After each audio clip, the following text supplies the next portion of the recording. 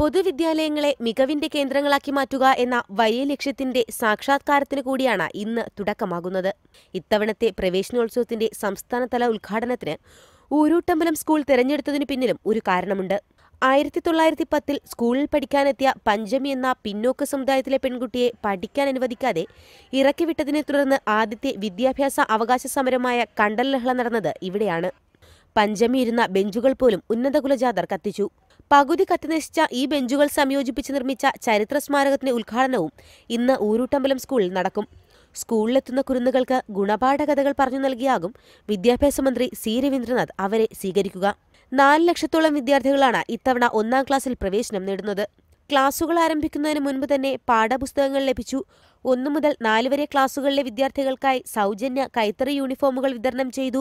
മഴക്കൊയ്ത്ത്, ഹരിതായനം തുടങ്ങിയ പദ്ധതികൾ, മാസാമാസമുള്ള അധ്യാപകരുടെ ട്രാൻസ്ഫറുകൾ ഒഴിവാക്കി തുടങ്ങി ഇങ്ങനെ നീളുന്നു ഈ അധ്യയന വർഷത്തിന്റെ സവിശേഷതകൾ.